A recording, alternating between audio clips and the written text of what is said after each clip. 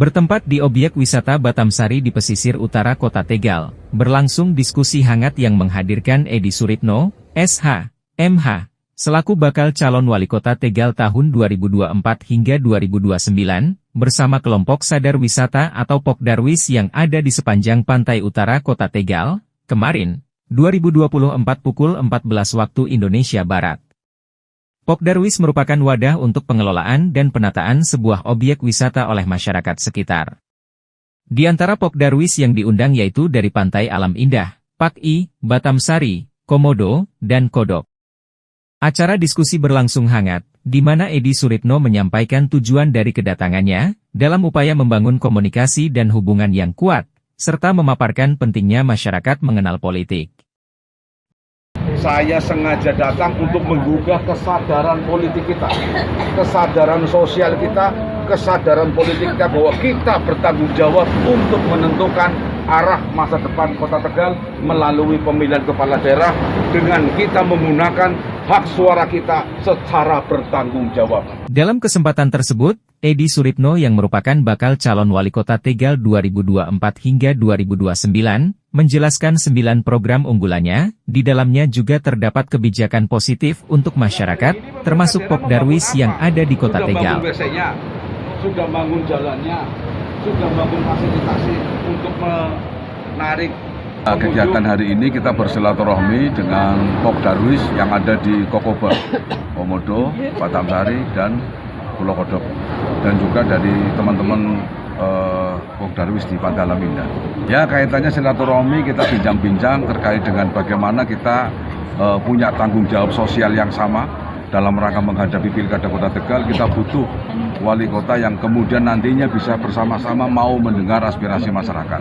Wali kota yang berproses bersama-sama untuk memajukan Kota Tegal dengan spirit dan semangat kebersamaannya untuk Kota Tegal lebih maju, lebih baik lagi. Saya melihatnya bahwa gini, Kokoba ini lahir dengan sendirinya, secara alamiah. Belum ada fasilitasi di pemerintah daerah yang ada di Kokoba ini. Kokoba ini dia berpartisipasi, dia membangun para sarannya sendiri. Dan pemerintah belum ada sedikitpun fasilitasi yang ada di pulau di Kokoba ini. Tapi saat ini pengunjung yang masuk di Kokoba kena tarif tiket, dan ke depan kita akan evaluasi, kita akan perkuat terlebih dahulu Pokdarwisnya. Biar Pokdarwis ini punya kekuatan untuk apa? Untuk menjaga anggotanya, menata anggotanya dari sisi permodalan, dari sisi kekompakan, dari sisi usahanya. Kita akan coba perbaiki dengan memperkuat Pokdarwisnya ini. Maka menurut saya hari ini Kokoba punya beban untuk menata anggotanya, dan besok kita akan jawab beban itu dengan program yang lebih baik lagi.